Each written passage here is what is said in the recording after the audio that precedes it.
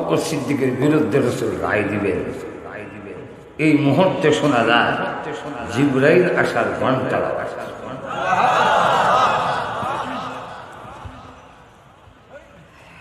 আল্লাহর নবী বলেন, হ্যাঁ উপস্থিত জনগণ, তোমরা একটু অপেক্ষা করো, জিবরাইল আসতেছে।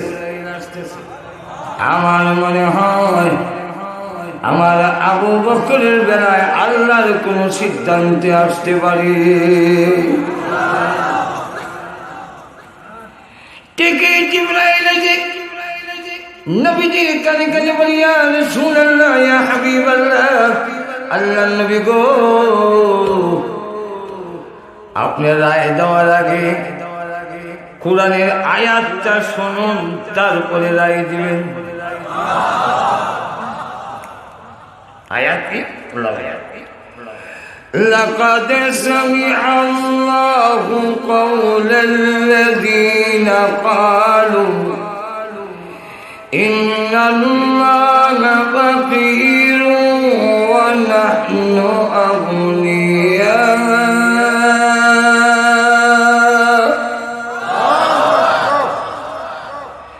নিশ্চয় নিশ্চয় আল্লাহ শুনেছেন তাদের কথা যারা বলছে আল্লাহ ফকির, আমরা ধনী।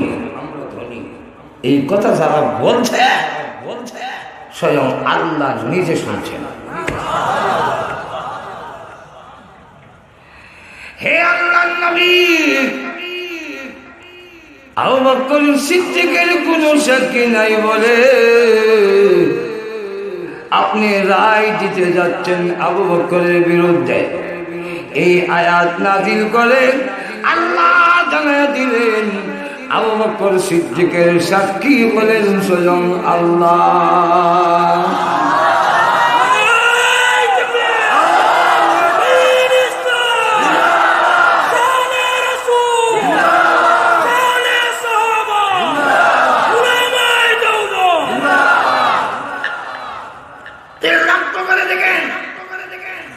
আয়াত যখন নাযিল হইছে, রাসূলকে কি রে ইহুদি,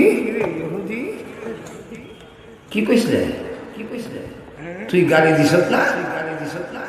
এই যে আয়াত নাযিল হইল, আল্লাহ দি তাকিদ লাগাইয়া কইবে না, ইন্না ইন্না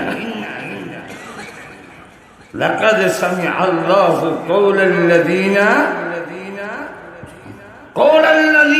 ক্বালু ইন্নাল্লাহা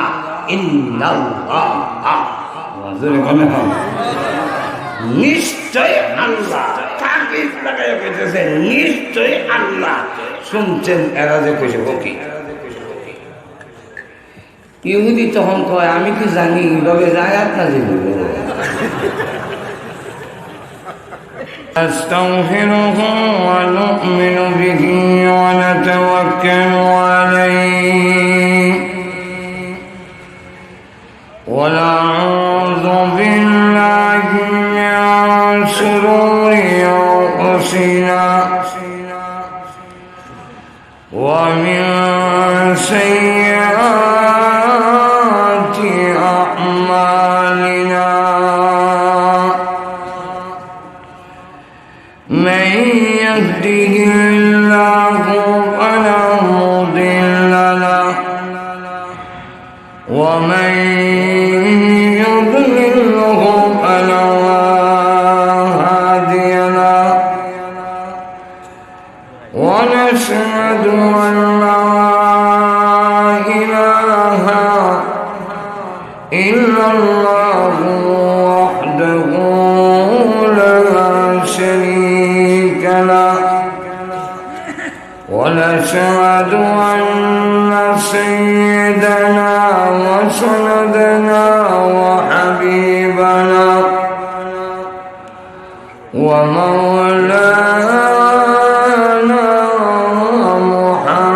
محمدا عبده ورسوله الذي أرسل إلى الناس كافة بشيرا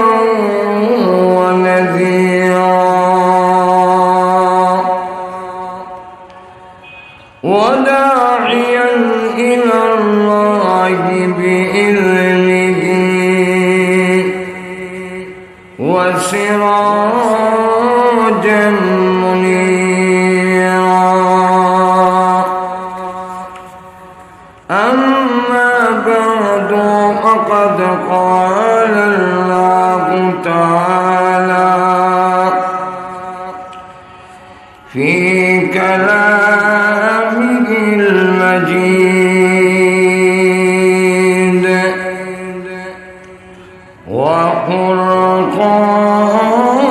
وقرآنه الحميد أعوذ بالله من الشيطان الرجيم بسم الله الرحمن الرحيم يا أيها الذين آمنوا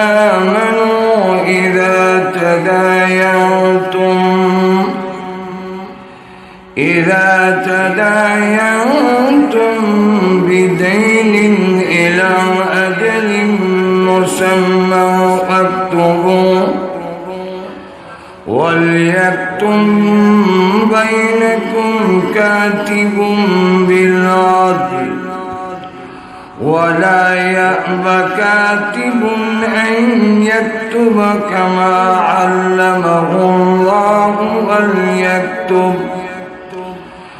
وليملل الذي عليه الحق وليتق الله ربه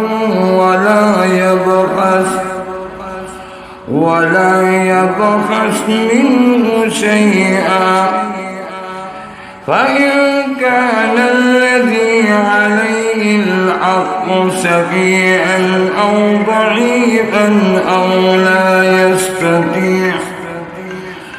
أو لا يستطيع أن يمل فليملل وليه بالعدل واستشهدوا شهيدين من رجالكم فإن لم يكونا رجلين فرجل وامرأتان ممن ترضون من الشهداء أن تضل إحداهما فتذكر إحداهما الأخرى ولا يأبى الشهداء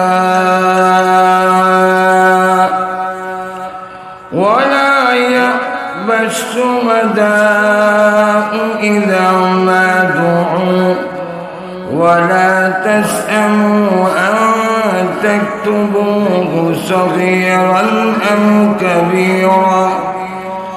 أو كبيرا إلى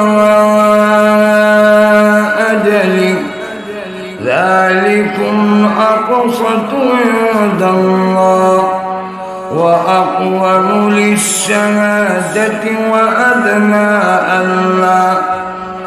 ألا ترتابوا إلا أن تكون تجارة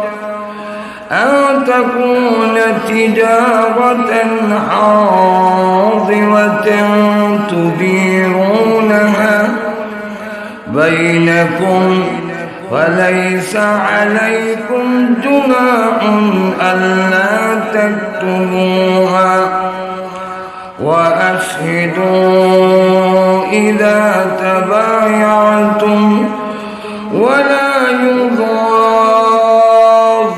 كاتب ولا شهيد وإن تفعلوا فإنه فسوق بكم واتقوا الله ويعلمكم الله والله بكل شيء عليم.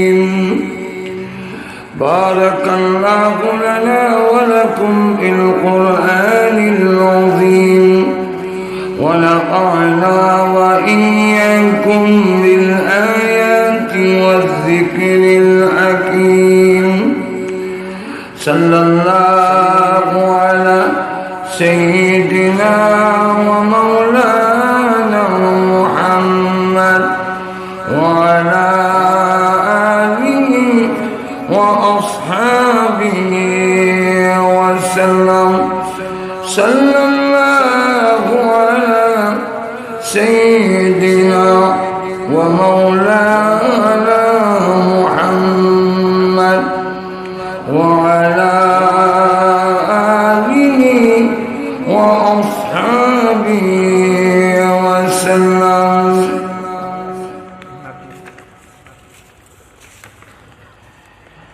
মিরপুর তাফসীর কমিটির উদ্যোগে আয়োজিত 7 দিন ব্যাপী পবিত্র তাফসীরুল কোরআন মাহফিলে চতুর্থ দিনের দ্বিতীয় অধিবেশনের অত্যন্ত শ্রদ্ধাভাজন সভাপতি মুআজ্জাজ মুকাররম উলামায়ে কেরাম, সুধী মণ্ডলী, সর্বস্তরের প্রাণপ্রিয় মুসলমান ভাইয়েরা, পর্দার অন্তরালে অবস্থানরত অত্যন্ত শ্রদ্ধেয় মা বোনেরা, শত কাজ কর্ম ব্যস্ততা দেখার পরেও আজকের তাফসীরুল কোরআন মাহফিলে শরীক হয়ে হক্কানি উলামায়ে কেরামের কাছ থেকে দিক নির্দেশনা, বিষয়বস্তু আলোচনার উপরে আলোচনা শোনার সুযোগ যিনি দিয়েছেন সেই মহান আল্লাহ পাকের আলিশান দরবারে অন্তরের অন্তঃকরণ থেকে শ্রদ্ধাজড়িত কণ্ঠে শুকর আদায় করছি আলহামদুলিল্লাহ। আমি যে লম্বা সময় তেলাওয়াত করলাম একটা আয়াত হয়েছে, বেশি না। কোরআন শরীফের মধ্যে এর চাইতে বড় আয়াত আর নাই। এই বাচ্চা শুনে এটা আমার ভালো আইনা দিছে। তাও যদি আগের থেকে জানতাম তাহলে একটা সুবিধা আছে। এই মুহূর্তে দেখলাম লিফলেটে আমার এই বিষয়। তো যাক, লম্বা আয়াতের উপরে যে মূল বিষয়টা, এখান থেকে খোলাসা, কারণ বিস্তারিত এই আয়াতের আলোচনা করতে গেলে 7 দিন তো আমারই থাকতো। তো সংক্ষেপে যে বিষয়টা আমরা এখানে আজকে আমার বিষয়, এটা হল পাওনাদারের অধিকার।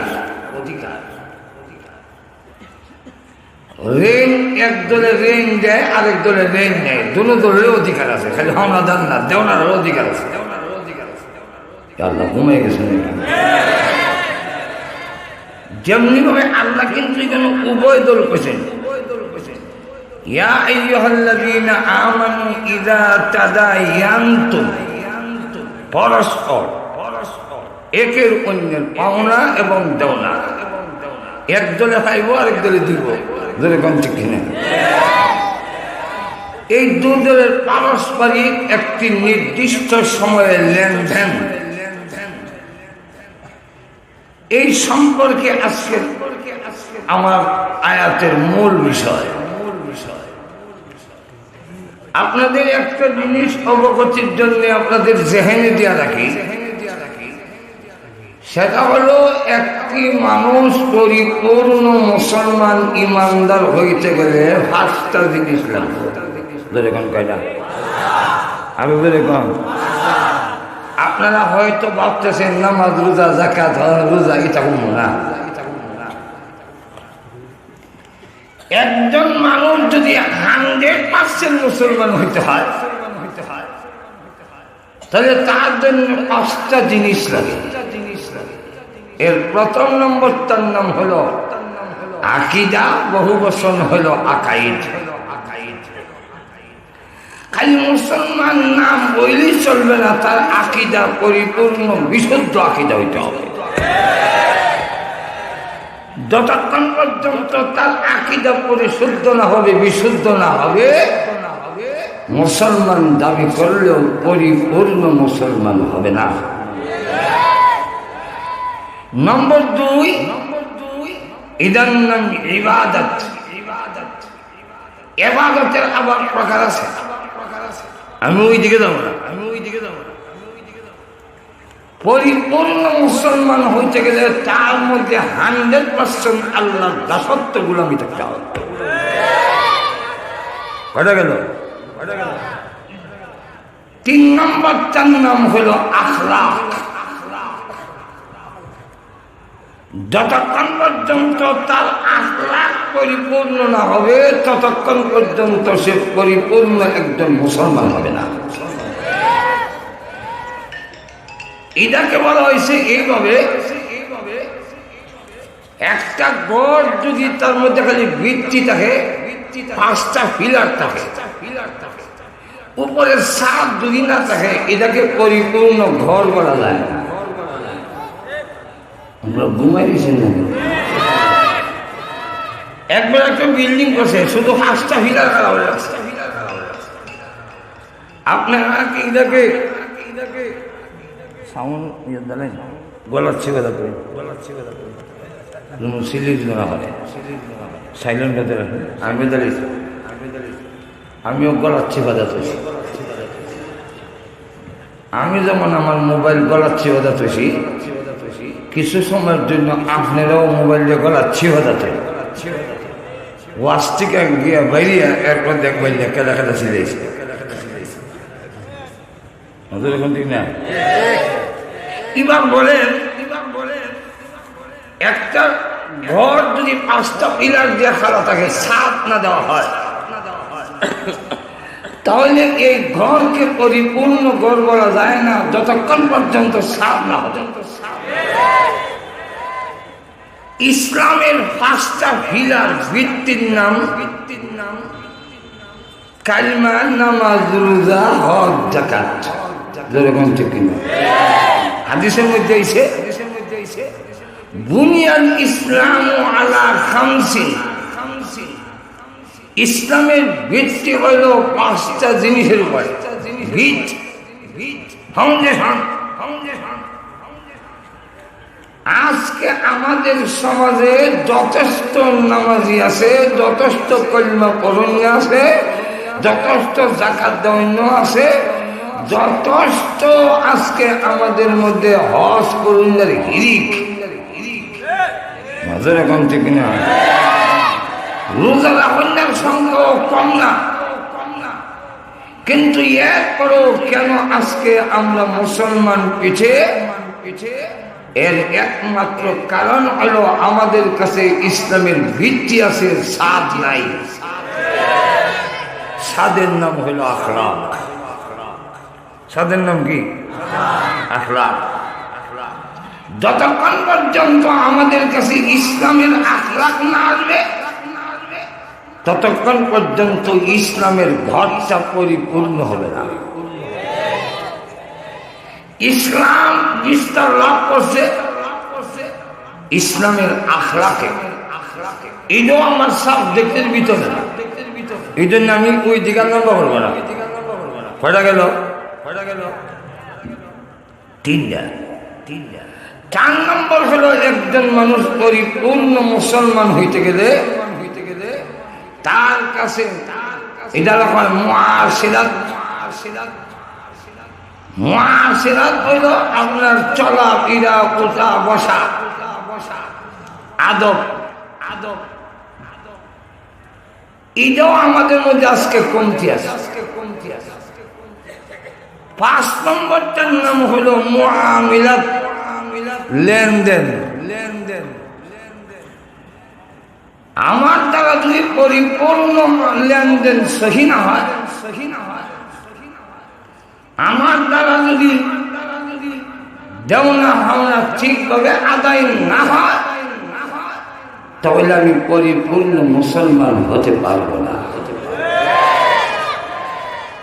একটা লোক খালি 5 ওয়াক্ত নামাজ পড়ে না, তাহাজ্জুদও হয়,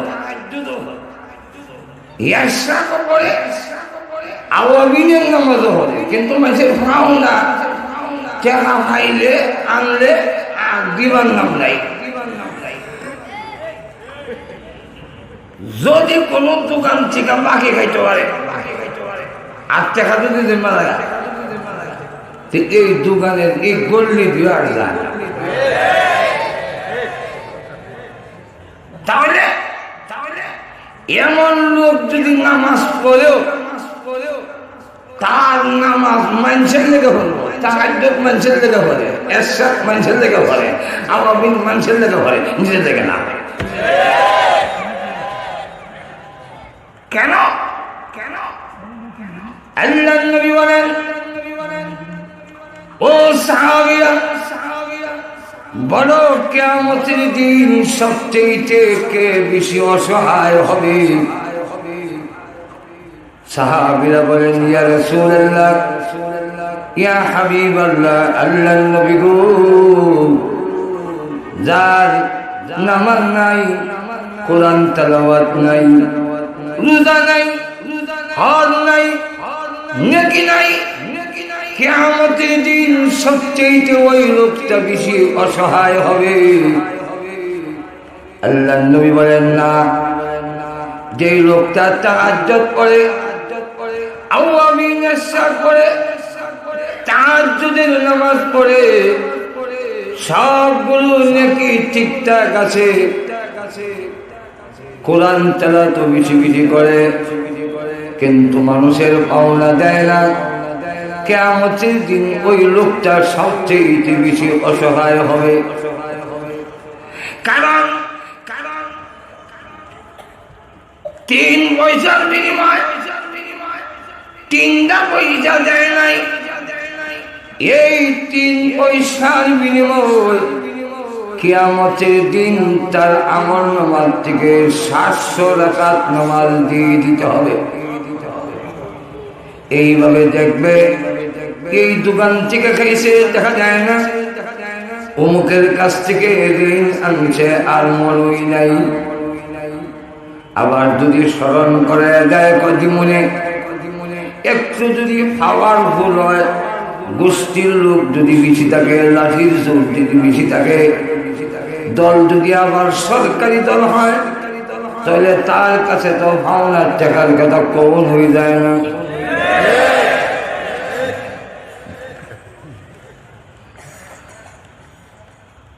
এই আওয়াজটাই কিয়ামতের দিন। আরেকটু উদাহরণ দেখে বুঝতে শুরু যায়। একবেলা 10,000 একজন থেকে, আরেকজন থেকে 20,000, আরেকজন থেকে 50,000, আরেকজন থেকে 60,000, এইভাবে আইন 100 কেয়ার জায়গা 6 লাখ করছে। কইলা দান আইন উজানো তাল দিয়েছে, দেখা যাচ্ছে মাছ মানু লেগে গেছে। এখন বেলা তো দানের অভাব নেই, মাশাআল্লাহ, কিন্তু সব পাওনা দান প্রতি হাজারে 8 মণ দান দিব হইয়া দেখাচ্ছি। বলেন তো দেখি, ইবাদত যা দান করছে নিজের লেগে না ভোরের লেগে? এমন দেখা যায় প্রতি হাজারে 8 মণ, প্রতি হাজারে 8 মণ দিতে দিতে দিতে দিতে দিতে দিতে দিতে দিতে দানের তাল শেষ হইয়া, যে বেটা ক্ষেত করছিল না দান নাই বৈশাখ মাসও, আর যে বেটা ক্ষেত করলো অন্তত 500 মণ দান আইনা জমাইলো, আর পাওনাদাররা যখন দান সব দিয়া শূন্য হাতে যখন মাথার হাত দিয়া বসে, এবার বলেন যে বেটার আসলেই দান নাই, এই বেটা বেশি অসহায় ক্ষতিগ্রস্ত না যে বেটা ক্ষেত করলো সব করলো, কিন্তু মানুষের পাওনাদারের পাওনা দিতে গিয়া 100 টাকা দাম নাই। এখন বলেন দেখি সবথেকে তো ক্ষতিগ্রস্ত কোন লোকটা? যে বেটা করছিল পাওনাদারের দিলে। ঠিক আল্লাহর নবী বলে, যেই লোকটার নামাজ করলো, নেকি করলো, কোরআন তেলাওয়াত করলো, সব করলো, কিন্তু লেনদেন পরিষ্কার না, এই লোকটা হলো কিয়ামতের ময়দানে সবচেয়ে অসহায়। এর কারণ তার সমস্ত সওয়াব অন্যরা বাইতে লই দেব রহমদাররা। খালি এখানে শেষ না, এখানে শেষ না। আমাদের দেশে এরকম ধান চাষ করে অনেকে, তো হাওলাদারে দিতে দিতে দিতে দিতে দিতে দিতে দিতে দিতে দিতে দিতে দিতে দিতে দিতে ধান শেষ। আরো তিনজন খারাপ, হেরা হয় ধান নাই, তখন কোথেকে দিবা? তিনজন দেখা হেরা হয়, এর তিনটা গুরু আছে, তিনজন লই দেবে।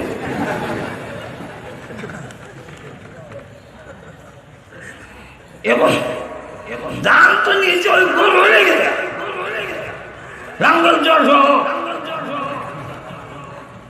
এইবারে কেমন ক্ষতিগ্রস্ত হইল ঠিক তেমনি ভাবে যারা পাওনা লেনদেন পরিষ্কার নয়, কারোর টাকা আনলে দিতে চায় না, দিল না।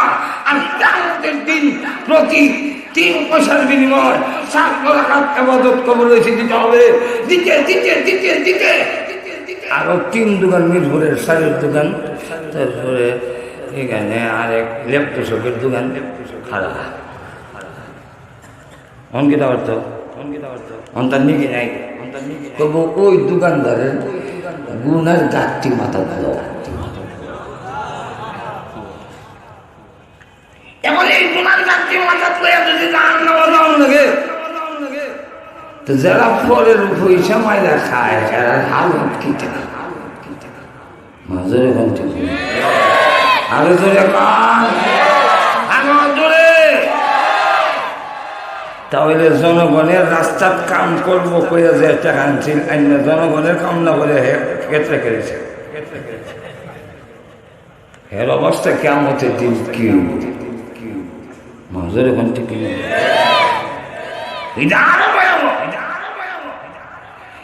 এই জন্য আল্লাহ নবী বিশ্ব নবী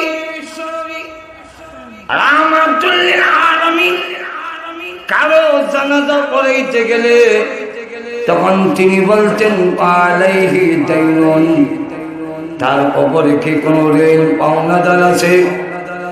যদি পাওনাদার থাকে তাহলে আগে বলতেন পাওনাদার পাওনা কে দিবে তার দায়িত্ব গ্রহণ করো। যতক্ষণ পর্যন্ত পাওনাদারের দায়িত্ব গ্রহণ না করত আল্লাহ নবী বিশ্ব নবী তার জানাজার নামাজ পড়াইতেন না।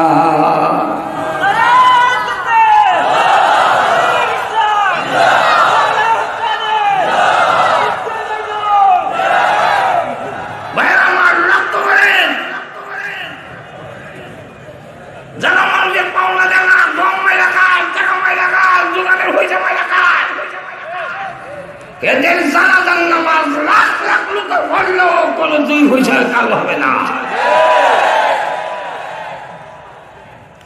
আল্লাহর নবী বলেন যতক্ষণ পর্যন্ত কেউ দায়িত্ব গ্রহণ না করতেন, তারপর তার আত্মীয় স্বজনের মধ্যে যদি কেউ বলতো আমি তার দায়িত্ব গ্রহণ করলাম, আল্লাহর নবী তখন জানাজার নামাজ পড়াইতেন। যদি বলতেন নবী গো তার দায়িত্ব নেওয়ার মতো কোনো লোক নাই, রহমতের নবী রাহমাতুল লিল আলামিন তখন বলতেন এই লোকের ঋণের বোঝা আমি মুহাম্মদ গ্রহণ করে নিলাম। তার ঋণের বোঝা আমি রাসূল গ্রহণ করলাম। এবার জানা যাচ্ছে বিষয়টা হালকাভাবে দেখলে হবে না। আল্লাহ রাব্বুল আলামিন বলছেন কোরআনে ওয়ালাউ আন্নাহুম ইয যালামু আনফুসাহুম জাউকা ফাস্তাগফিরুল্লাহ ওয়াস্তাগফারা লাহুমুর রাসূল লাওয়াজাদুল্লাহা তাওয়াবার রহিমা। আল্লাহ বলেন কোন মানব যদি তার নিজের প্রতি জুলুম করে আর সে যদি রাসূলের কাছে এসে আমি আল্লাহর কাছে মাফ চায় আর রসুলকে দিয়ে যদি আমার কাছে সুপারিশ করে তো পারে, হে আল্লাহর রসুল আমার জন্য আল্লাহর কাছে বলুন, আল্লাহ যেন আমারে মাফ করে দেয়। আল্লাহ বলেন, আমার রসুল যদি বলে আল্লাহ তারে মাফ করে দিন, নিশ্চয়ই আমি আল্লাহ তার তওবা কবুল করি। সেই জায়গায় বিশ্বনবী জানাজা হরাইতে রাজি না। কেন? হাওনাদারের হাওনা না দিলে বিশ্বনবী যদি কয় আল্লাহ নামাজ নিয়ত বান্দা দাঁড়ায়, আল্লাহ তারে মাফ করে দাও, আল্লাহুম্মা গফির লিহাইয়িনা ওয়া মাইয়িতিনা, আল্লাহ আমি নবী কইতাছি মাইয়াতের মাফ করে দাও, আল্লাহ দরখাস্ত মঞ্জুর হবে না। এখন চিন্তা করছেন হাওনাদারের বিষয়টা কি? আরো জোরে কর না, আরো জোরে বলেন।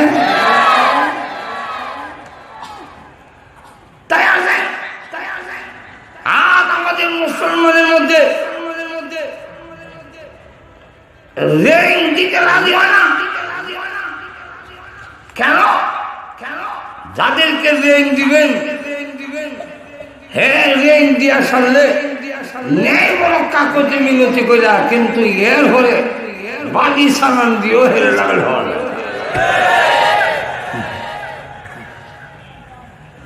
নিবার সময় তো কাকতে মিনতি হাও ধরবো, তুতার ধরবো, আরো যে কতখানে ধরে নজর এখন থেকে না। আজকে সুদের কারবার সরে গেছে, ঋণদারে ঋণ দেয় না, কর্জ দেয় না, নজর এখন থেকে না। অসল আল্লাহ রাব্বুল আলামিন বলেন, মান যাল্লাযী ইউকরিদুল্লাহা করদান হাসানা, কে আছো আল্লাহকে ঋণ দিবা, কে আছো আল্লাহকে কর্জ দিবা। আপনারা কি মনে করেন আল্লাহ খুব অভাবী? তুই একজন লোক যদি আইসা পায় আমার কিছু ঋণ দেন ভাই, আল্লাহ কয় হ্যাঁ যদি তুমি দাও আমারে দিস। আর কোন ঋণ দেয় আপনি যদি ঋণ দেন, তাহলে মসজিদ মাদ্রাসায় গরিব মিসকিনদের দান করলে যে সব ঋণ দাঁড়লে ঋণ দিলে তার চাইতে 11 গুণ বেশি সওয়াব। তাহলে কতদিন আল্লাহ আয়াতের মধ্যে বলছেন যে লেনদেন যে করবা এটা ইলা আদালি মুসাম্মা, একটা নির্দিষ্ট টাইম থাকতে হবে। এই ভাই কালি না, আমার 5,000 টাকা দিন না, কোন সময় দিবা? দানের সিজনে দিবা, এটার তো কোনো টাইম ঠিক দানের সিজন যে কোন সময় সিজনের কারণে আব্বাই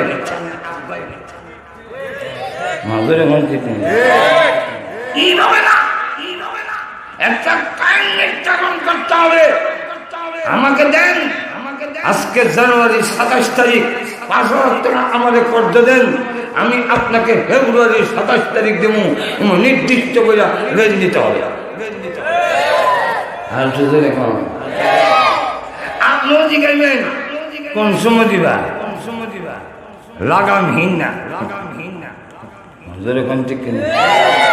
আল্লাহ বলতেছেন ইলা আজালিম মুসাম্মা, নির্দিষ্ট নির্ধারিত তারিখ নির্ধারিত করতে হবে। তো তারিখ নির্ধারিত করে আপনি যখন ঋণ দিবেন, তো ওই ফেব্রুয়ারি 27 তারিখ পর্যন্ত আপনি সওয়াব পাইবেন দান করার চাইতে 11 গুণ বেশি। আপনারা কইতে পারেন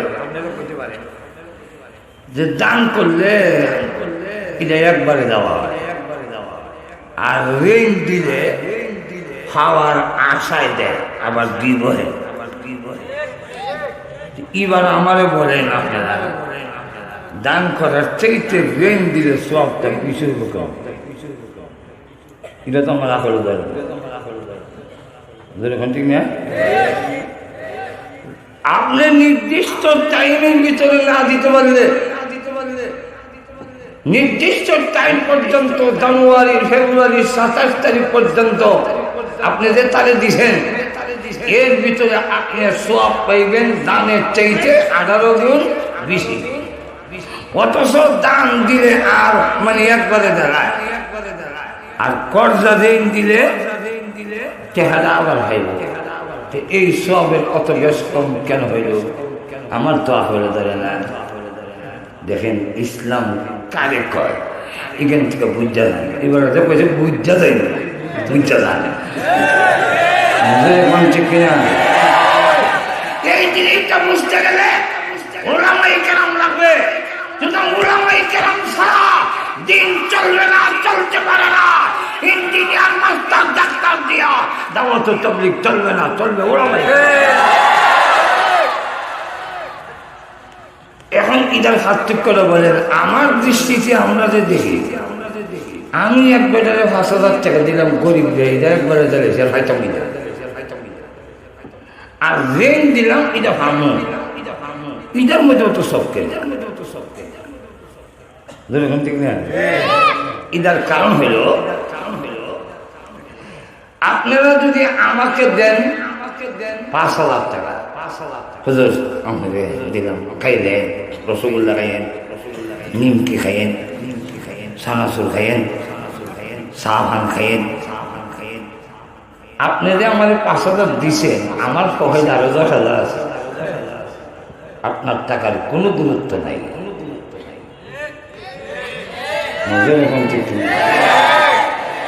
কিন্তু যে আবার আমার কাছে এক কাগজ মিনিট করতেছে ভাই, নজর এখন ঠিক কিনা? এই 5,000 টাকা যে চাইছে হ্যাঁ, কিন্তু মান সম্মান ইজ্জতের সম্মুখীন হইয়া ভালো এর প্রয়োজন। এর বলে খাওয়া নাই 3 দিন ধরে। মানুষ সহজে চায় না, বিপদগ্রস্ত হয়ে যায়। তাহলে আপনার দানে অনেক সময় প্রয়োজন মিশে না, বিনা প্রয়োজনে দিছেন। আর ঋণ যে দিছেন এটা একজন মুসলমানের তার ঋণ পরিশোধ করার জন্য, তার জান্নাত পুরা করার জন্য দিয়েছেন। এই কারণে ইসলাম ঘোষণা দিয়েছে যে ঋণ পরিশোধ এর জান্নাত পুরা করার জন্য যেহেতু দেওয়া হয়েছে, এটা দান থেকে সব বেশি।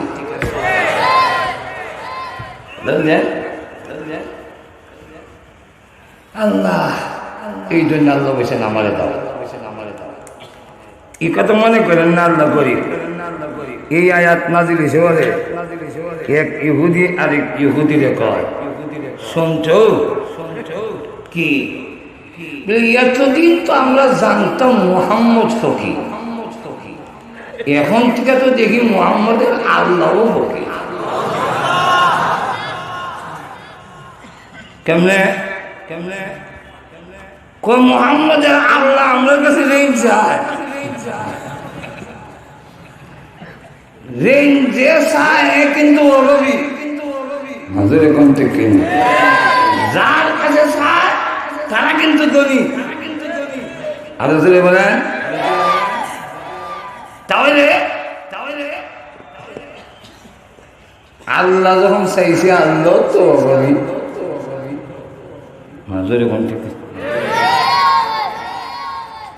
হযরত আবু বকর সিদ্দিক রাদিয়াল্লাহু আনহু শুনিয়া যে এবার সহজে গুছা উঠে না, এবারও গুছা উঠতেছে। কারণ কেউ যদি আল্লাহরে গুছা দেয়, কেউ যদি নবীরে টাকা দেয়, কেউ যদি মোল্লা লালে করে গালি দেয়, আর আপনার ভিতরে যদি কোনো স্পিরিট না আয়ে, শরীর যদি গরম না হয়, তাহলে আপনি বুঝতে হবে আপনি ইমানটা ফেরার এসেছি, করতে হবে। এখান থেকে ইমানের দাবি আল্লাহ নবীকে গালি দিলে ইমানদার হাত করে উঠবে। আর তো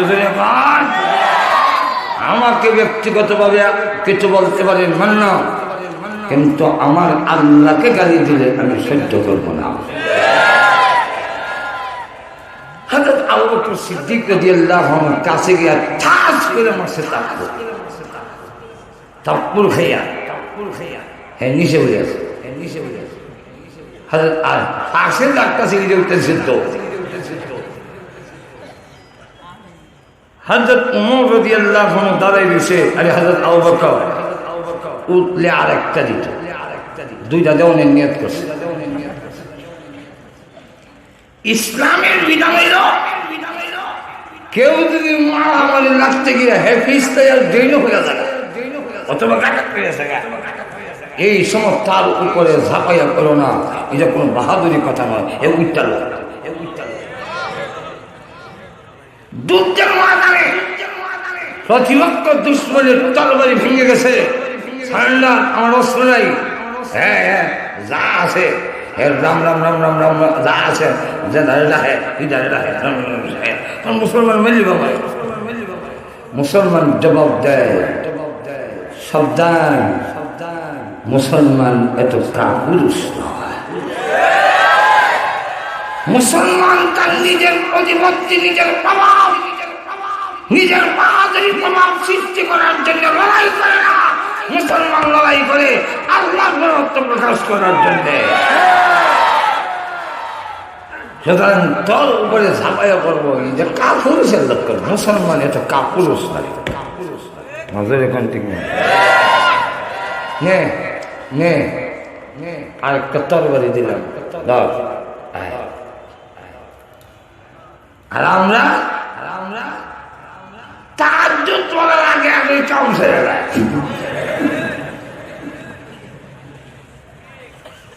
সামনাসামনি করো, নজর এখন ঠিক না।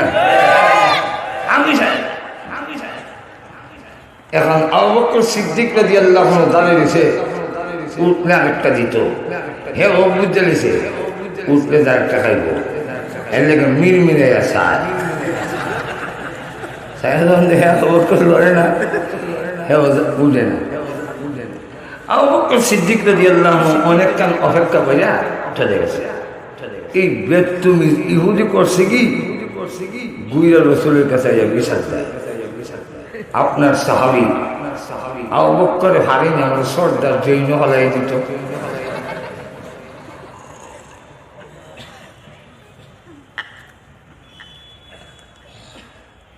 রাসূল বলেন নামটা ভুল করছে, আবু বকর না উমর, কারণ অন্যায় দেখলে সর মানো নিলে উমরের কাম, আবু বকরের কাম না। ইহুদি লোকটা কয় আমি আবু বকরও চিনি, উমরকেও বড় করেছি। আজকের সব আপনি যতই পাশ কাটিয়ে যান, আমরা আবু বকরে চলতে না না পাশ কাটানি।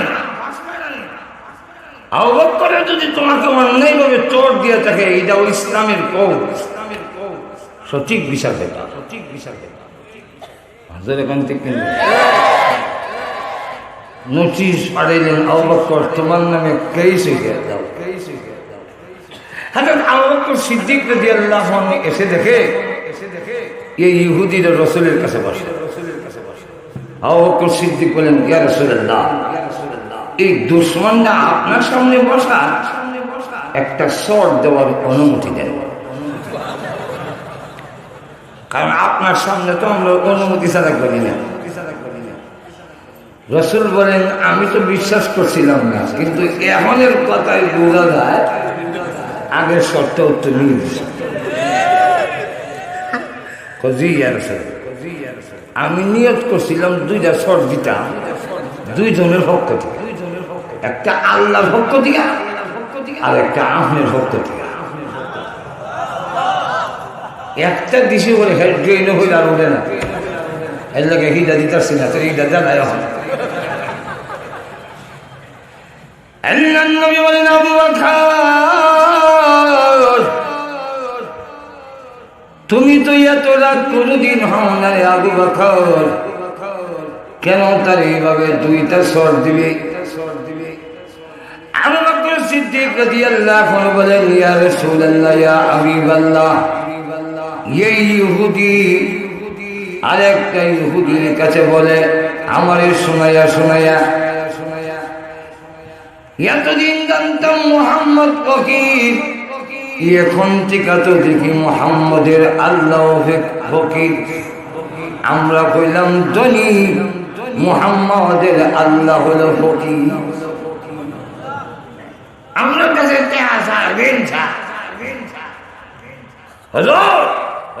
এর লেগে দুইজনের পক্ষ থেকে দুইটা স্বর্গ নিয়ত করছে। রসুল তখন কই, কিরি আমাদের না হয় গালি দিলে, আল্লাহ তো আমাদেরও তোমাদেরও। আল্লাহকে গালি দিলে, আল্লাহকে গালি দিলে। হ্যাঁ, চিন্তা করে দেখে সাক্ষী সুখী নাই। ইহুদিটা তো খুব ধূর্ত, কয় আমি কি ভাবো আল্লাহরে গালি দিব? আবু বকর, তুমি বলতেছো গালি দিছে, সে কয় না। আর এটা ইসলামী কোড, আল বাইয়িনাতু আলাল মুদ্দাই ওয়াল ইয়ামিনু আলা মান আনকার। এখন তুমি দলিল দিয়ে প্রমাণ করতে হবে, সাক্ষী দিতে হবে। হযরত আবু বকর সিদ্দিক বলেন, ইয়া রাসূলুল্লাহ, আপনি তো জানেন আমি যে মিথ্যা বলি না। রাসূল বলেন, তুমি খালি সাদেক না, তুমি সিদ্দিক, চিরন্তন সত্যবাদী। জানি, কিন্তু কোর্ট এই কথার উঠে চলে না।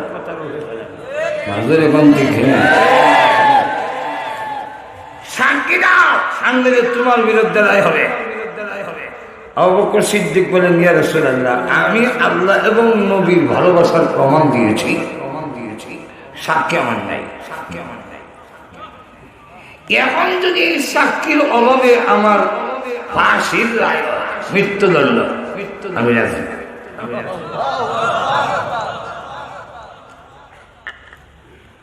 রাসূল বলেন, রেডি হও।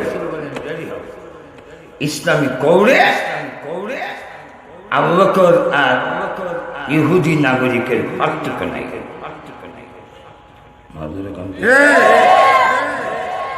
আমরা আজকে সামনে আইব আলোচনা সাক্ষীর কথা। আমাদের আজকে সমাজে হানাহানি, টানাটানি, গম খুন, দর্শন, সঠিক ইনসাফের বিচার হয় না বলে এগুলো বন্ধ হয় না।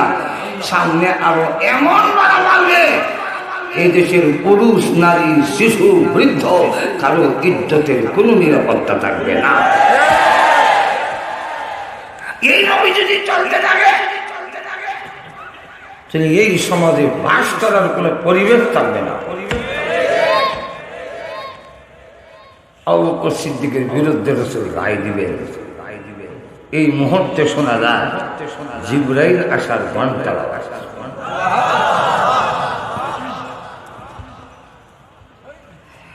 আল্লাহ নবী বলেন, হ্যাঁ উপস্থিত জনগণ, তোমরা একটু অপেক্ষা করো, জিবরাইল আসতেছে। আমার মনে হয় আমার আবু বকরের বেলায় আল্লাহর কোন সিদ্ধান্তে আসতে পারে। ঠিকই জিবরাইল এসে নবীজির কানে কানে বলি, ইয়া রাসূলুল্লাহ, ইয়া হাবিবাল্লাহ, আল্লাহর নবী গো, আপনি রায় দেওয়ার আগে কোরআনের আয়াতটা শুনুন, তারপরে রায় দিবেন। আয়াতটি لقد سمع الله قول الذين قالوا إن الله فقير ونحن أغنياء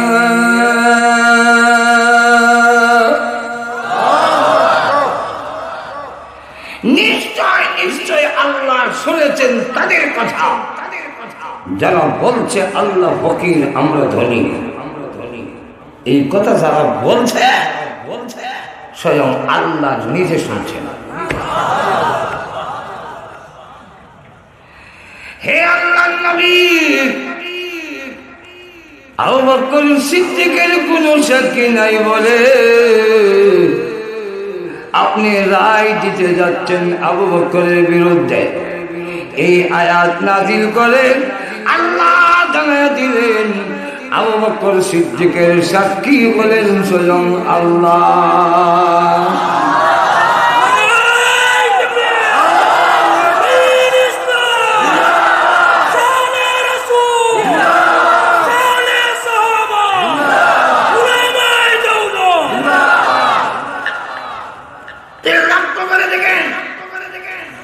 আয়াত যখন নাজিল হইছে রাসূল কয় কি রে ইহুদি, কি কইছিলে, তুই গালি দিছত না? এই যে আয়াত নাজিল হইল আল্লাহ দি তাকিদ লাগাইয়া কয় বেটা ইন্না ইন্না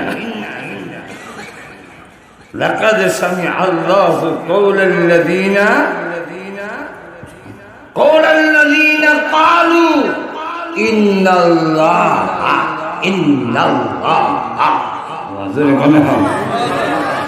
নিশ্চয় আল্লাহ,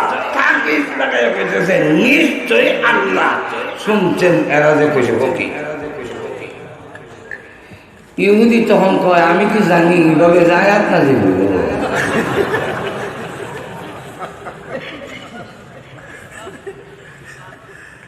তো যাই হোক রেঞ্জারের নেই এত সওয়াব কেন? কোন ঋণগ্রস্ত লোক যদি আইসা আপনার কাছে বলেন আমাদের কিছু ঋণ দেন, তাহলে সে নিশ্চয়ই জানবেন হাউস আর তামসার লেগেছে না, সে বিপদগ্রস্ত হয়ে আপনার দ্বারা শুনবে। এখন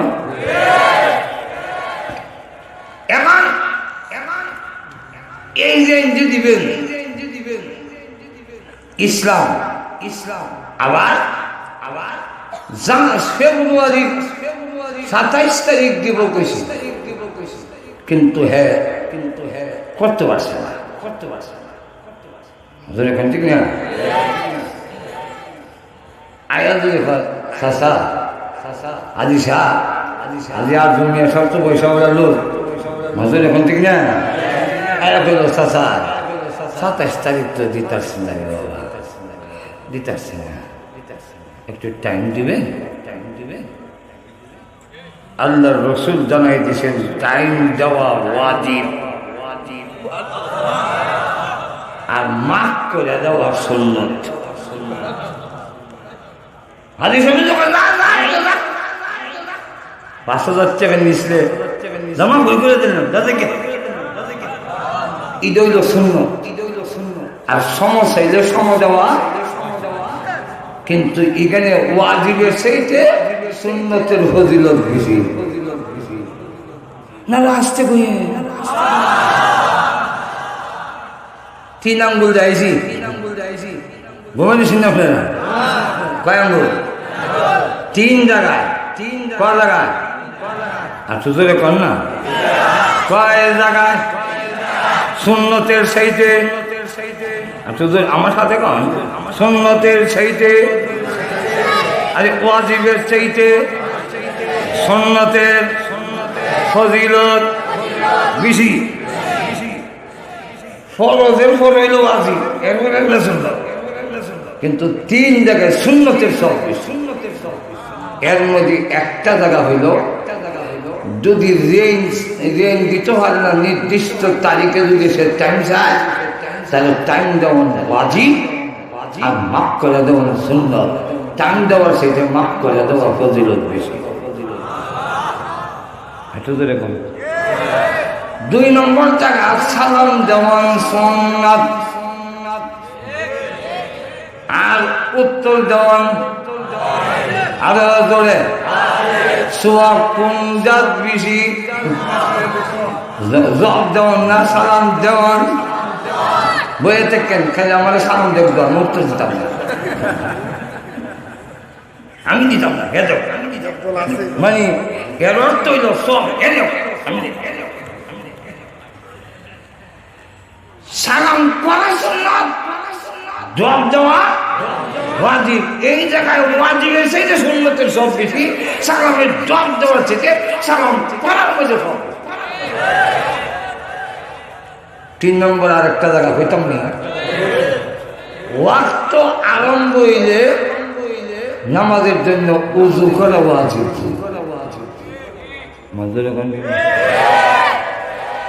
এর আগে ওয়াক্ত আরম্ভ হইবার আগে উযু করা সুন্নাত। ঘুমাই বেশি তাই এবার বলে নামাজের ওয়াক্ত শুরু হয়ে গেলে উযুকরণ কি হয়? একটু আসতে কয়েন, বেঞ্চেন জমি না লাগব, আরো জোরে কন ওয়াজিব। আর ওয়াক্ত আরম্ভ ওইবার আগেই উযুকরণ সুন্নাত। এই জায়গার মধ্যে কোনটার সব বেশি? হ্যালো, এখন আসেন আমার আয়াতের সামনে নগরে একটা নগরে মজুর এখন ঠিক না। এখন আপনি যদি কাউকে লেনদেন দিবেন, দোকান থেকে সদাই নিবেন, মাল নিবেন, আজকার টিকা 1500 বছর আগে আয়াত নাযিল হয়েছিল।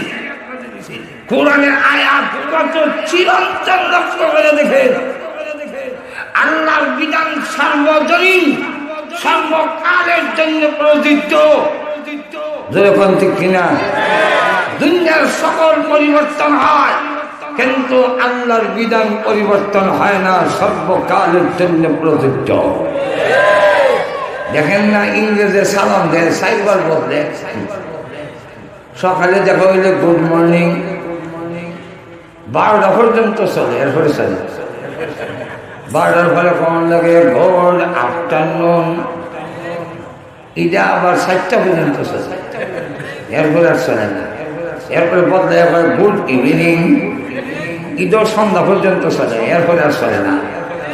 এরপরে এটা কেমন লাগে গুড নাইট, 24 ঘন্টা 4 বার বদলিছে।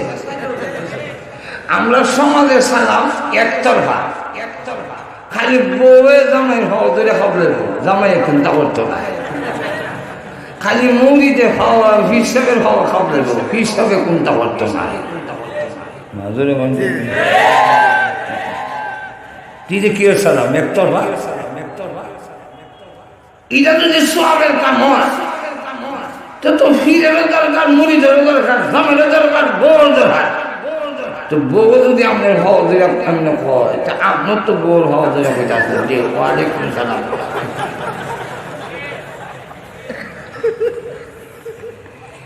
মুড়িতে যদি হওয়া ধরে সব নেই, তো সব তো ফিরেরও দরকার, ফিরের তো হয়তো আসি হজুর এখন ঠিক না।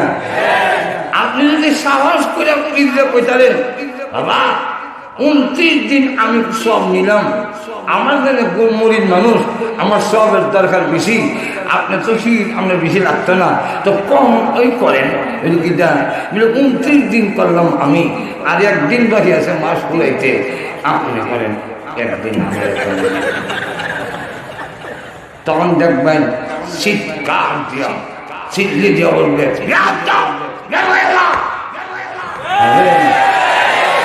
তাইলে বোঝা গেল, উনার বক্তব্যের দ্বারা বোঝা গেল হাওয়া দ্বারা বেয়াদব।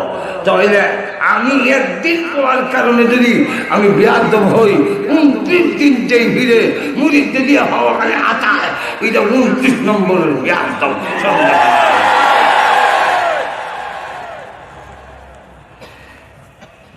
আমাদের দেশের পুলিশের সালাম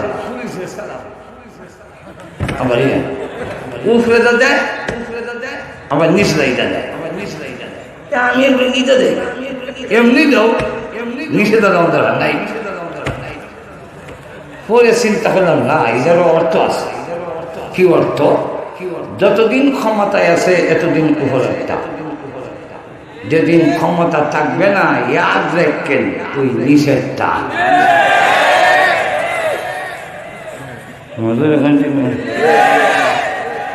কিন্তু আল্লাহর দেওয়া সালাম জামাইও বউরে করতে পারে, বউ জামাইও করতে পারে, ফির মুড়িদে করতে পারে, মুড়িদে ফিরে করতে পারে, উস্তাদে ছাত্রে করতে পারে, ছাত্র উস্তাদে করতে পারে, সকালেও চলে, বাংলার করেও চলে, চারটার করেও চলে, রাইতেও চলে, ১৪ বছর পরেও চলে, কিয়ামত পর্যন্ত আসসালামু আলাইকুম চলবে, পরিবর্তনের দরকার না।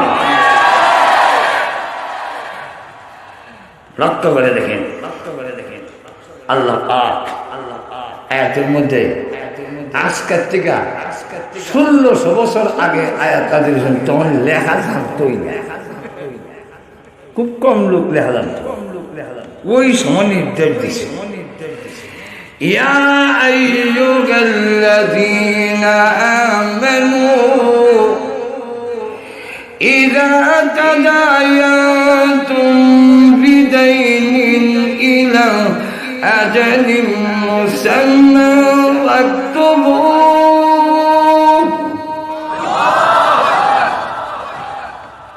তোমরা যখন লেনদেন করবা, লেনদেনের কারণে সমাজের বিশৃঙ্খলা ঘটে কেন? এর মনটা হেনা মজুরি কম ঠিক না। অনেক সময় মনও থাকে না, অনেক সময় মনে থাকলেও এটাকে বাড়াইয়া কমাইয়া শেষ করে না, মজুরি কম ঠিক না।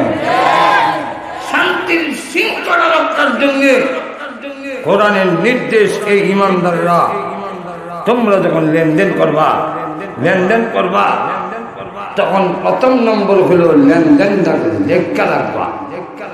কইল আগে তো মুখের কথার বিষয়, আমরা দেশে অনেক দলিল পত্র নাই বেচা কিনা, আমার দলিল নাই, মুখের বেচা মাঝের এখন ঠিক এক সময় আসি কাফেররাও মিথ্যা কথা কইছে না, মিথ্যা কথা বলা বিনীত মনে হয়েছে, ওয়াদা ভঙ্গ সমাজে কাফেরও করছে না, ওয়াদা ভঙ্গ দূষণীয় মনে করছে। আর আজ মিথ্যা কথা বলা না, এটা একটা বাহাদুরি হয়ে গেছে।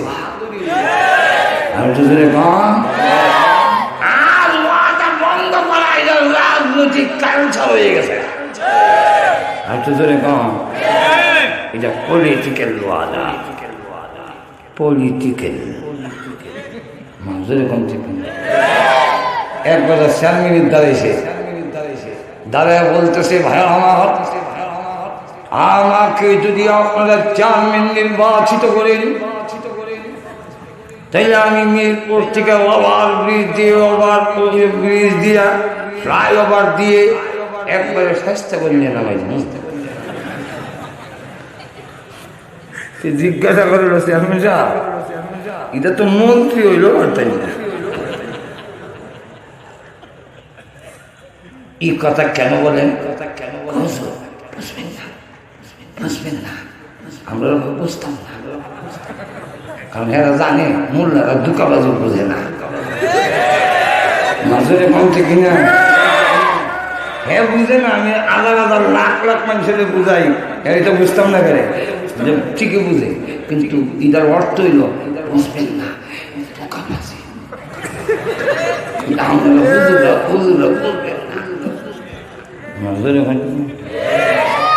আপনারা বুঝুন না, বুঝলেন না, আমার ঘরে আইসুন না দেখ 8-10 মিনিট লাগছে, 15 মিনিট লাগছে।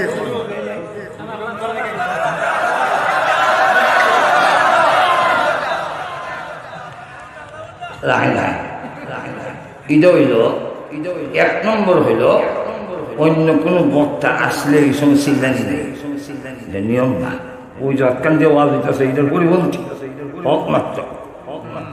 1 2 নম্বর হইল আল্লাহ আমি যদি সব কইয়া দেয় সামনের বছর আমাদের দাওয়াত দিব,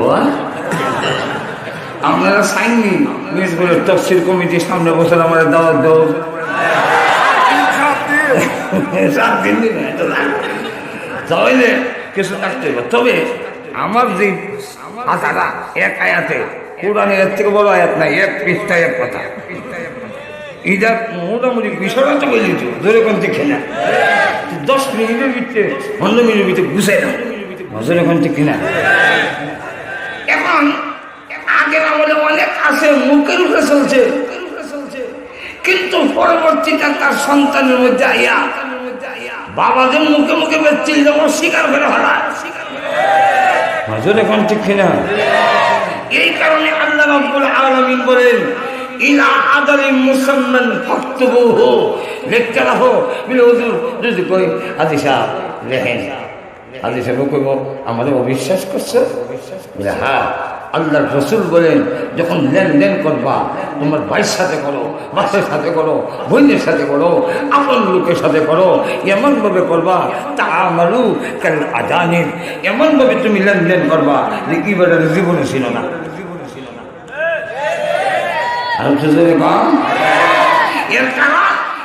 এর কারণ হলো মূল লেনদেন করার উদ্দেশ্য হল বিধান দেওয়ার নীতিমালা দেওয়ার উদ্দেশ্য হল সমাজের মধ্যে শান্তি প্রতিষ্ঠা করা আল্লাহ পাক বলেন এবং ওয়ালিয়াকতুব বাইনাকুম কাতিবুম বিল আদল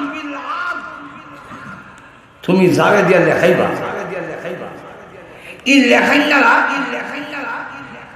ইনসাফের সাথে লিখতে হবে যে লিখবে সে যেন লেখার মধ্যে কোনো ব্যস্কম না করে কারণ তার লেখার কারণে একজন আরেকজনের হক যদি নষ্ট হয়ে যায় আল্লাহ আদালতে তার জবাব দিতে হবে এই জন্য বলছেন যারা লেখা জানে সব তো জানে না একজনের দিকে আমরা পয়সা আমার লেখা দেন লেখেন এরকম ঠিক কিনা আর এখানে লেখার অধিকারটা দিয়েছে ইসলাম যিনি ঋণ নিবে উনাকে ঋণ যিনি দিবে লেখার অধিকার তারা দেওয়া হয় নাই লেখার অধিকার দিয়েছে যে ঋণ নিব তাকে বলতে হবে কিভাবে নিব কোন সময় দিব কোন জায়গায় দিবে সব সে তার পক্ষ থেকে লেখন যেন কয়ে দিতে আল্লাহ ঘুমাই গেছেন কেন বলতেছেন এখন যদি ওয়ালা ইয়াবা কাতিবুন আন ইয়াকতুবা কামা আল্লামাহুল্লাহু ফালইয়াকতুব এখন যদি লেখন না পায় আমরা আল্লাহ বলেন এই লেখন না অস্বীকার করিস না কেন তোমার জন্য উচিত লিখে দেওয়া কেন তুই যে লিখতে পারো এটা তোর যোগ্যতা না আমি আল্লাহর শিক্ষা দিয়েছি লেখার যোগ্যতা এটা কার দেওয়া আল্লাহ বলেন আল্লাহ শিক্ষা দিয়েছেন তাই খালি একটু তোমার জন্য উচিত লিখে দেওয়া হ্যাঁ লিখে দেওয়ার কারণে যদি সে তার পারশ্রমিক চায় এটা তার ন্যায্য অধিকার তবে সিনিয়া তার তৈরি লেখা দিতে গিয়ে যদি এমন চাওয়া চায় যারা যুক্তি সঙ্গত নয় ইনসাফ নয় তাহলে হবে না ওয়াজ করতে গেলে কিছু নেওয়ান লাগে তার বাড়া নেওয়া লাগে দেয় কিছু দেওয়া যায় কিন্তু ইদারও সীমা থাকতে হবে না হয় জুলুম হবে অন্যায় হবে যারা হেলিকপ্টারে আনন্দ লাগে যেখানে টেকা দেওয়ার লাগে 50,000 ইদার যারা দেয় এরাও জানেন যারা নেয় এরাও জানে আমি এমন একটা সিদ্ধান্ত নিয়েছি যারা হয় 50,000 না হইলে আইতাম না এই বক্তারের যারা দাওয়াত দেয় এই জায়গা চিহ্নিত করা দরকার খেলার দাওয়াত রাখুন নেই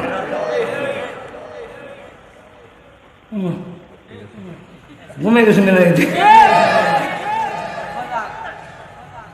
তুমি এত টাকা নেওয়ার একদিন আইসো কত হাজার টাকা তোমার দরকার আর কত নিলাম কত খরচ হইল কত নিলাম তোর দেখায় তার তোমার মধ্যে হাত তো করে দিতে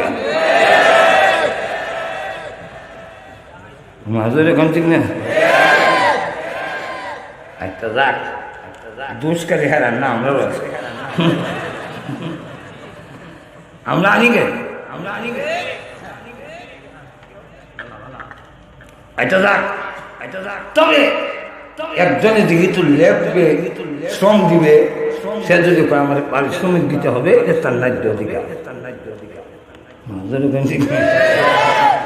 তবে না কথা কেন এই শিক্ষাটা কার দেওয়া?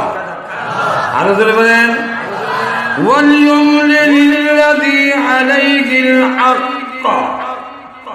যেটা কইলিছে আগে, অর্থাৎ লেখার বিষয়বস্তু বলে দিতে হবে, যিনি ঋণ গ্রহীতা, যিনি ঋণ গ্রহণ করবে তার পক্ষ থেকে কি কি শর্ত দিতে হবে, কিভাবে লিখতে হবে, সবগুলো তার পক্ষ থেকে লেখুনদারে বুঝাই দিতে হবে। এরপরে বলেন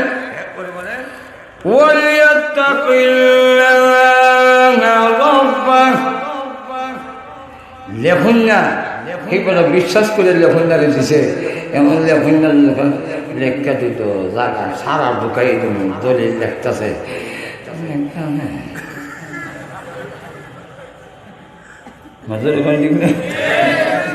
দলিল লেখার দিচ্ছে এমন ঢুকাই দিছে, আমরা ধরলেন সরল মানুষ, আমরা ধরলে আবার না এমন লেখা দিছে, এই এমন বাপকে সুদ করে এমন ভাবে লেখা দিছে, এটা নাক দিছে ঈদও গেছে, আরো 2,000 টাকা ভিতরে ঢুকাই দিছে। তাই আল্লাহ বলেন না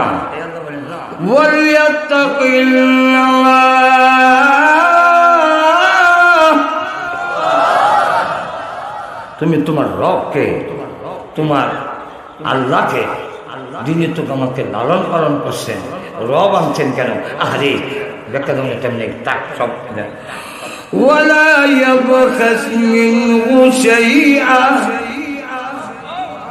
কর্ম করতে পারবে না, পাড়াইও লিখতে পারবে না, তুমি লেখো, আল্লাহর আদালতে জবাব দিতে হবে।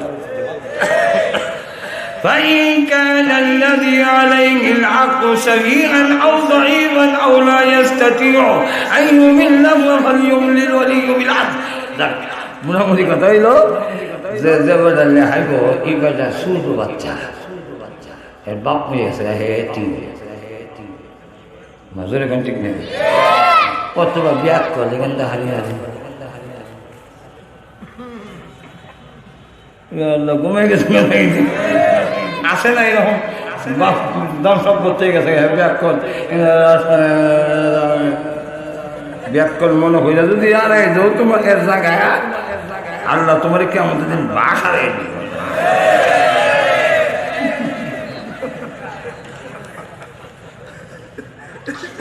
আল্লাহ বলে তো এরকম যদি হয় তাহলে হের পক্ষ থেকে একজন ওলি অভিভাবক নির্ধারণ করিতে পারি মাঝের এখান থেকে কাজটা যাতে সঠিকভাবে হয়, খালি লেখলে হবে না, লেখার মধ্যে আমার 2 জন সাক্ষী রাখতে হবে। দুজন সাক্ষী রাখতে হবে, এই সাক্ষীগুলো মুসলমান হইতে হবে, সাক্ষীগুলো ন্যায় সংগত ন্যায় পরায়ণ লোক হইতে হবে। যদি সাক্ষী দেওয়া দাও তাহলে হ্যাঁ দুনিয়ার স্বার্থের কারণে মিথ্যা সাক্ষী অস্বীকার করে ফেলবে।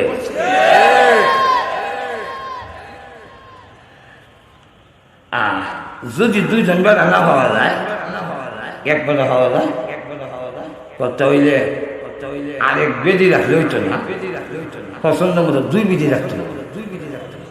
2 জন পুরুষ রাখার কথা, 2 জন পুরুষ পাইছে না, এক বেলা হয়েছে বেদি ভাই 2 বিধি রাখবো, এক বেলা সময় কেন তুলনামূলক ব্যবসায়ীদের মাথা ইয়ার তাকে বেশি বুঝলে যায় বেশি মাজুর এখন ঠিক কিনা এর লেগে এক বেদি যেমন আরেক বেদি যায় কি তার এই দিন না কইসলে আমার তোমার নেই গো আল্লাহ কোরআনে বলবেন কথা বলছেন না। আর মিথ্যা সাক্ষী যদি যাও শিরক গুনার উপরে সবচেয়ে বড় গুনাহ হলো মিথ্যা সাক্ষী দেওয়া। এরপরে বলতেছেন ওয়ালা ইয়াহবাস শুহাদা ইযা মা দুউ, যখন ওই সাক্ষীকে তলব করা হবে, ডাকা হবে, হে হাজির হওয়ার বেলায় অস্বীকার করতে পারবে না। এত দূরে কারণ, কারণ তোমার সাক্ষীর বলে এই জমিনে ইনসাফ প্রতিষ্ঠিত হবে। মাঝে কম ঠিক না? সাক্ষী যদি গ্রহণযোগ্য না হয়, হযরত আলী রাদিয়াল্লাহু আনহু আমিরুল মুমিনিন কেস দিছে করলো, আর প্রধান বিচারপতি হলেন কাজী সুরায়, বিচার দিচ্ছেন যে ইহুদি আমার পোশাক চুরি করে লেগেছে। দেখেন ইসলামী কোর্ট কারে কর, ইসলাম কারে কর, শান্তি কারে কর, ইনসাফ প্রতিষ্ঠা কেমনে হয়। হযরত আলী কেস দিছেন, বেটা দেশের রাজা, প্রেসিডেন্ট আমিরুল মুমিনিন, আর প্রধান বিচারপতি হলেন কাজী সুরায়। বিচার দিচ্ছেন স্বয়ং বাংলাদেশের প্রেসিডেন্ট মনে করে। আর আরেক দিকে সুর হইল হিন্দু বেড়া।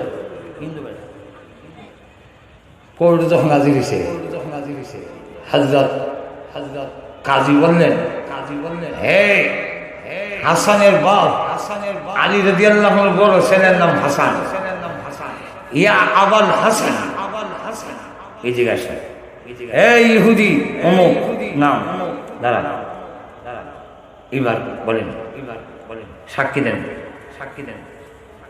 সাক্ষী আমার ছেলে হাসান, আমার গোলাম, মুসলমান। প্রধান বিচারপতি বলেন আপনার সাক্ষী গ্রহণযোগ্য নয়।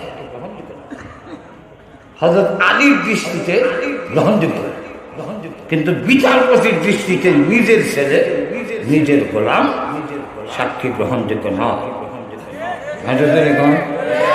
হাসান মিথ্যা বলবে না, জানি আপনার গোলাম মিথ্যা বলবে না, কিন্তু কিয়ামত পর্যন্ত গোলামেরা এবং নিজের ছেলে বাবার পক্ষে মিথ্যা বলার সম্ভাবনা থেকে যায়। তাই কেস ডিসমিস। চিন্তা করেন, ইহুদির পক্ষে রায় দিছে, পোশাকটা তোমার, ইহুদির পোশাক দিয়ে লাগা। হযরত আলী আমিরুল মুমিনিন হইয়া নিজের দেশও বেইজ্জত। প্রধান বিচারপতি জিগায় আমিরুল মুমিনিন আপনি কি মনক্ষুণ্ণ হয়েছেন আমার রায়ে? আপনার রায়ে মনক্ষুণ্ণ হয় নাই, কিন্তু আপনার ব্যবহারে বড় কষ্ট হয় না। কি ব্যবহার? আমরা খারাপ কিতা বললাম, খারাপ হইল তুমি ইনসাফ করো নি, তুমি ইনসাফ করো না। কেমনে? আমাকে তুমি বলছো ইয়া আবাল হাসান, এ হাসানের বাপ, দাঁড়ানো। আর এই বেলা ইহুদি দিকা তার নাম ধরে কইছো তুমি দাঁড়াবে কেন? তারও কইলা না অমুকের বাপ। ইয়া আল্লাহ, ঘুমাই গেছে না? হ্যাঁ বিচারপতি, আমাকে যদি বললে অমুকের বাপ দাঁড়ান, নামটা কইতে তোমার লজ্জা হইছে, আমি আমিরুল মুমিনিন, নাম কেমনে বলবে? তাহলে ইহুদিকে বলা দরকার ছিল অমুকের বাপ, তুমিও দাঁড়াও। তার নাম যখন বলেছ, আমার নামও বলার দরকার ছিল আলী, দাঁড়ান। এই যে ইসলাম করেছ, ইনসাফে হয় নাই। ইসলাম এমন বৈষম্য কোনোদিন সহ্য করে না। পোশাকটা রায় তোর পক্ষে হয়েছে হন্দাজ করে, আমি শুন না, আমি আসছিলাম আপনাদের ইসলামী কৌরে, আমিরুল মুমিনিন আর একজন ফকিরের মধ্যে কোনো পার্থক্য আছে কিনা, একজন ইহুদির মধ্যে কোনো পার্থক্য আছে কিনা, এটা যাচাই করে। যেই জন্মে ইহুদি আর আমিরুল মুমিনিন কোনো পার্থক্য থাকে না, সেই জন্মে কোনোদিন অশান্তি আসে না। তাই আমি সহ পোশাক শুধু দিলাম না, আজ রে আমিও কল্যাণ করে ইসলাম ঢুকে গেলাম। আজকে আমাদের কোর্ট কাছারিতে যদি ইনসাফ থাকতো, দেশটা শান্তিতে ভরে যেত। আজকে কোর্ট কাছারিতে ইনসাফ নাই, অশান্তির দাবানো ধাল দাবাল করে চলবে। আচ্ছা যাক, সামনে দেখে এরপরে বলছেন একজন সাক্ষীর কারণে, তোমার সাক্ষীর কারণে একটা সত্য প্রতিষ্ঠিত হবে, সমাজে শান্তি প্রতিষ্ঠা হবে। তাই ওই সাক্ষী তোরে ডাকলে তুই কইস না আমি যেতাম না। হ্যাঁ, যদি তোমার যাইতে খরচ লাগে সেই খরচ আদি তুমি নিতে পারো, কথা বলতেন না। এরপরে বলেন হ্যাঁ, আমাদের দেশের কোর্ট কাছারিতে যায় না কেন সাক্ষী, তো গেলে ভয় লাগে, হেরে কোর্টের বারিন্দার থেকে গায়েব করে দিয়েছে। হ্যাঁ, সাক্ষী যদি এই জন্যে আল্লাহ এরপরে বলেন সাবধান, ইসলাম আমি আল্লাহ জানিয়ে দেই সাক্ষীকে, ওলা ওয়ালা শহীদ, কোন সাক্ষী এবং লেখকের প্রতি তোমরা কখনো জুলুম অত্যাচার করতে পারবে না, ভয় ভীতি দেখাতে পারবে না, তার পরিপূর্ণ নিরাপত্তা দিতে হবে। কেন? যদি এরকম করো বা ইন্নাকুম ফুসুকুম বিকুম, তোমরা গুনাহগার হবে, পাপিষ্ঠ হবে, আল্লাহর আদালতে জবাব দিতে হবে। ওয়াত্তাকুল্লাহ, আল্লাহরে ডরাও। যদি সাক্ষীদের নিরাপত্তার ব্যবস্থা করা হয় আর সাক্ষী যদি সঠিকভাবে সাক্ষী দেয়, তবেই পৃথিবীতে ইনসাফ প্রতিষ্ঠা হওয়ার সম্ভব। আল্লাহ পাক আমাদের সকলকে তৌফিক দেন। সকলে